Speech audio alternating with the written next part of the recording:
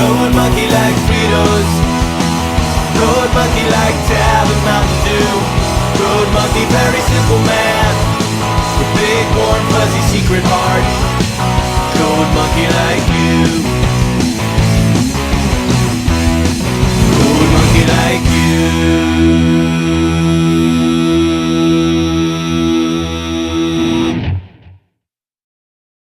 Hey guys, what's up? It's me, the Media Raptor, and welcome back to another episode of the Media Raptor Reviews.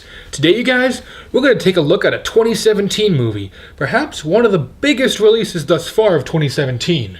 I'm talking, of course, about the all-new superhero movie, Logan. Yeah, let's talk about Logan. I want to start by saying that this movie was awesome. Don't get me wrong, this movie is not only easily contending for the best X-Men movie I have seen to date, it's actually in competition with The Wolverine, it might be one of Marvel's best movies to date. And that includes stuff like Deadpool. That's how good this thing was. The reason why I'm not seeming like everyone needs to see it, and you know what? Everyone does who's over 18, because this thing's rated R and deserves it, but I'll get to that later. The main thing is, this movie is a lot like Undertale. It hits you in the feels, and it hits you hard. And mercilessly. Alright, it's not even funny how hard this thing hits you in the feels. So, no point trying to get around it, let's just dive right in. So let's talk about the writing. For those of you who don't know, Logan is based off the very popular comic book series, Old Man Logan. These comics are essentially set in a universe where it's been a long time since the X-Men comics, and Logan has sort of killed all the X-Men. Long story, not going to go into it, very tragic story, very awesome story though. And Logan has gotten very, very, very old, and because of this, he is, weaker. This also heavily takes inspiration from one of my favorite Wolverine storylines, Death of Wolverine. You see, Wolverine is dying. The adamantium in his body is essentially, they don't really explain it very well. They kind of hint at it could be a bunch of different things, but what I took away from it is the adamantium in his claws. Hang on.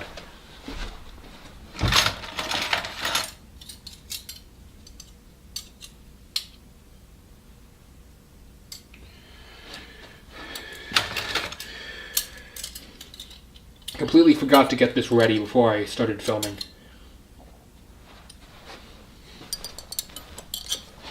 The adamantium in his claws. Well, this looks stupid. Hang on. There! The adamantium in his claws. Shing. Essentially, it's gotten into his bloodstream and is very slowly killing him. And because of this, his healing factor has kind of been nullified somewhat. Sometimes when he takes a giant cut across the arm or across the chest or even to the head or the neck, it doesn't heal as fast as it used to. He used to have a very powerful healing factor, but it's slowly gotten worse as time goes on. And even when he first shoots his claws out in the opening scene, one of his claws is like this. It doesn't come out the entire way. He has to grab it and pull it out. It's a pretty gory scene. Anyhow, so Wolverine is slowly dying, and it turns out that there are very few mutants left. That's one of my problems with this story. They don't say what happened to all the mutants. Apparently there was going to be a flashback where they would have showed it, but frankly, I was expecting that the X-Men were going to be killed by the one and only Wolverine, because that's what happened in Old Man Logan.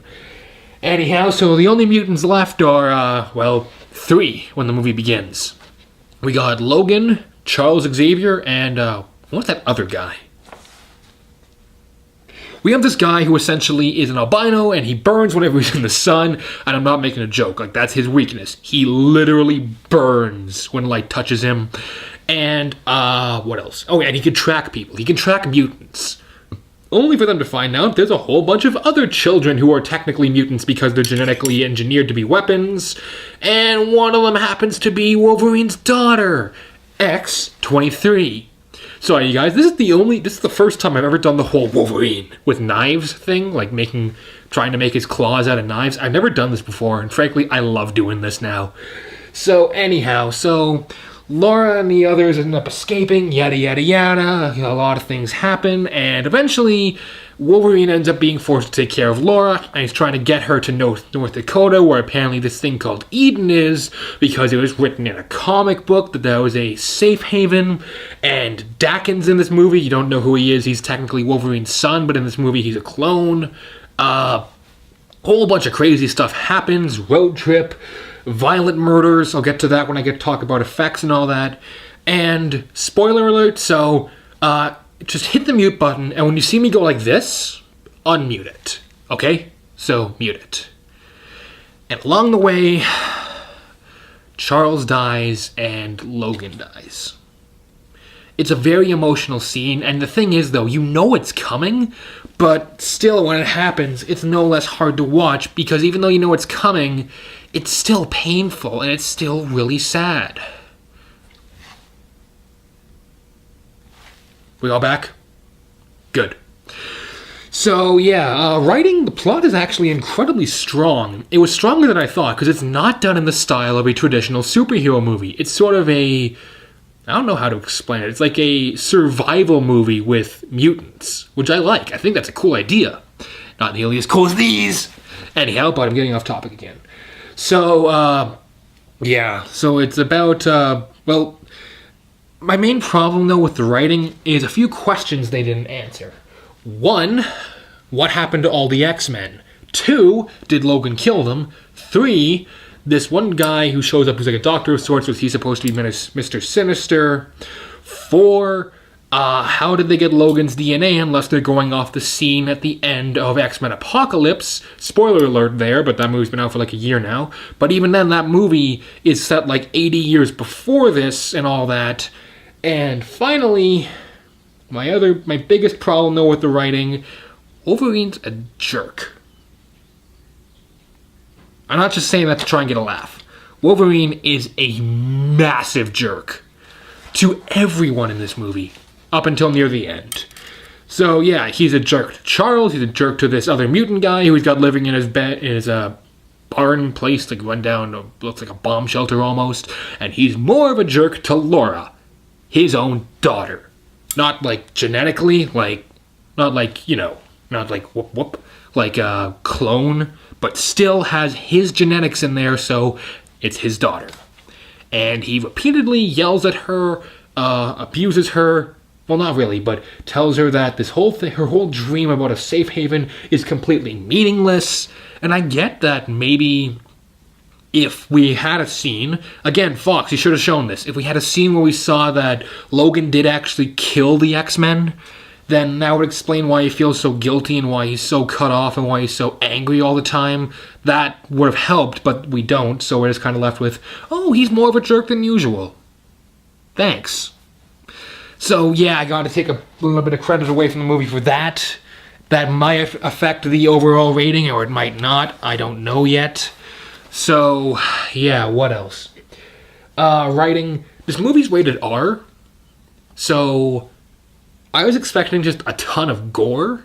And believe me, there is. Like, Wolverine's going around, like, decapitating people, slicing limbs off. He castrates a guy in one shot very briefly. It was disgusting, though.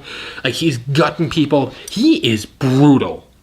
It's awesome. But the other thing, which is really kind of weird for me, at least, is the amount of swearing in this movie. I say this a lot. I don't care if you swear in a movie. Unless you're trying to make it seem edgy or Purge 3. But that's not my point. My point is, the X-Men movies were known because they were the only Marvel movies that would ever come out. I'm trying to figure out is there a better way I can hold these. Yes, screw it. They were the only ones that would ever come out and just say the F-bomb. And you're allowed one per PG-13 movie. That's the rule. At least it used to be. Don't know what it is nowadays, but whatever. And it was always used at least once because, well, they could. In this, it's said at least 50 times. That's not a problem. It's just weird hearing Patrick Stewart say it more than anyone. Hugh Jackman saying it, no big deal. The dude with the robot hand, whose name I don't think they ever actually said. Man, that just occurs to me. I watched the entire movie. They never said his name once. It's fine if he says it. It's Patrick Stewart because everything else I know him from. Namely just X-Men, the other X-Men movies, and Star Trek Next Generation. He always seems like the very classy, very high-end, like a very nice man. A man you can approach with a problem, but also a man who you can count on to be there. And in this, he's all cuckoo for Cocoa Puffs. Seriously, that's not an exaggeration. He is a nutcase. And it sucks because he's still a great character. And it hurts watching him in so much pain. Especially when, I already warned you of that spoiler if you didn't pay attention. Yeah. I'm not going to spoil that. Just let's move on. Something else that was kind of weird was the girl who plays Laura, who plays X-23. I don't think she doesn't speak for like the first 3/4 of this movie. She just screams a lot and stabs people.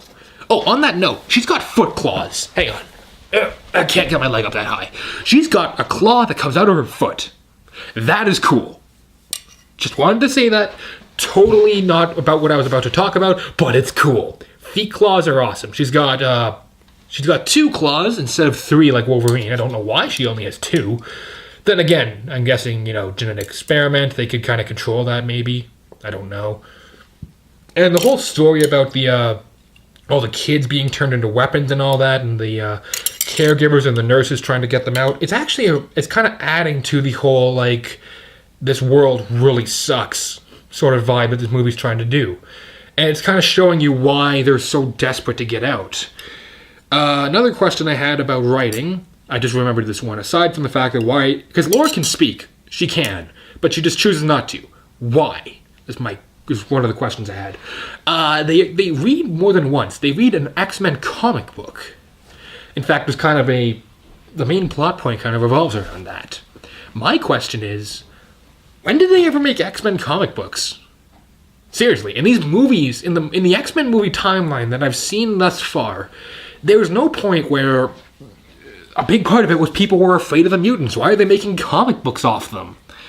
Now, here's the thing. If you read the X-Men 92 comic books, which are some of my favorites actually, they actually do talk about how the X-Men got so popular that the X-Men 92 cartoon, in that universe, there was a cartoon and there was a comic series. That makes sense, but then again, that was a Saturday morning cartoon, campy one, and this is an R-rated, very hardcore, graphic, dark movie.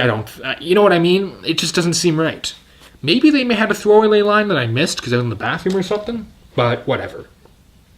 Acting, aside from Laura, the girl who plays Laura, not talking much, everyone else is awesome. Hugh Jackman will always be the Wolverine for me. I'm fine with him leaving. He's been doing this thing for like 17 years. I'm fine with him getting replaced, but he will always be the Wolverine, to me at least.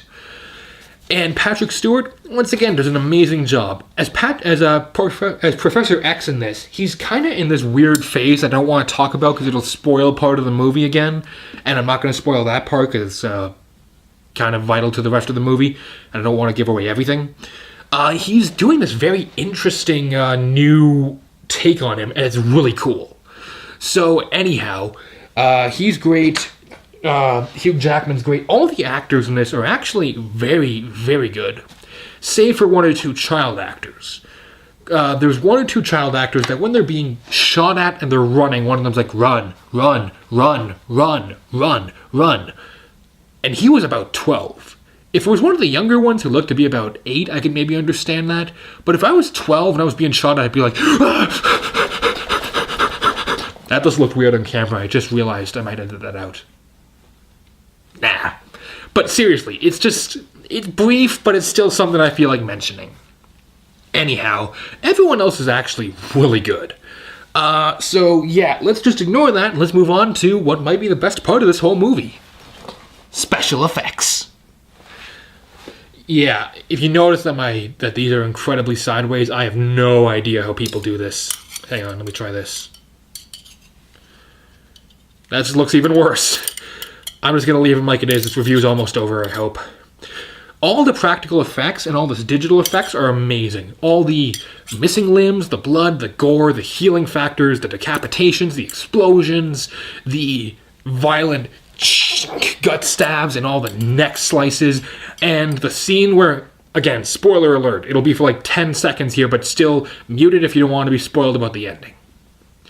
The scene where Dakin takes an adamantium bullet to the side of the head and you see his entire head just explode looks awesome. And then when you see Wolverine get dragged and impaled on a tree branch, and that's what ends up killing him actually, it looks amazing. It looks realistic.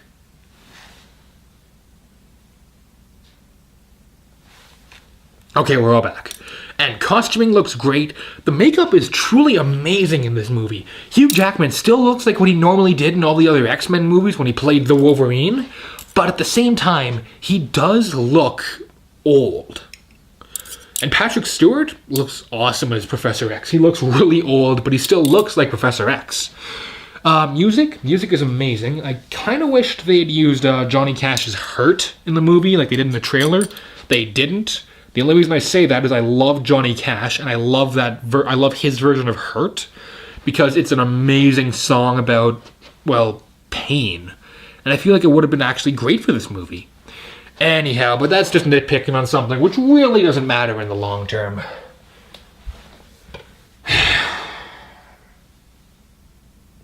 I have no idea why I'm doing this. So when it comes down to it, can I recommend Logan? Yes, yes, yes. Oh, X, yes. I can so recommend this movie. You know what, you guys? There's only one rating I can give it. 4 raptor claws. Hang on. There. 4 raptor claws. That looks incredibly dumb because raptor claws are curved. Anyhow, and now this one only has 2. I'm going to put this one back. So this movie, I'd have to say though, The Wolverine is still my favorite X-Men movie, just because of like the ending is better and stuff like that. But I've already spoiled it twice now, and if you muted it, I'm not going to tell you what happens because it'll be a major spoiler. Because it's the end of the movie. I'm just going to take these claws out now. Convenient that there were just knives lying down here. I actually was going to get some from upstairs. I totally didn't plan that. But it's a fantastic, beautiful, emotional, near-perfect send-off to one of the greatest superheroes in the past decade. And you know what? I hope they bring him back. I hope there are more Wolverine movies. I hope Wolverine shows up more in the future X-Men movies, in the X-Force movie. I hope he shows up in a Deadpool movie. I hope he shows up more, because Wolverine is my favorite superhero. Out of all of them, he is my favorite. I'd be lying if I said he wasn't. But you know what, you guys? Go check this movie out. It is beautifully shot, edited, paced, acted, written, affected. That's not a real word. But anyhow, you guys, I love this movie. It was amazing. Yes, I did cry during it more than once. It will leave you an emotional train wreck, though, even though you can see it coming. But yeah, that's just what happens. So anyhow, you guys, until next time, this is the Media Raptor saying keep cool, and I'll see all you dino dudes around. Later!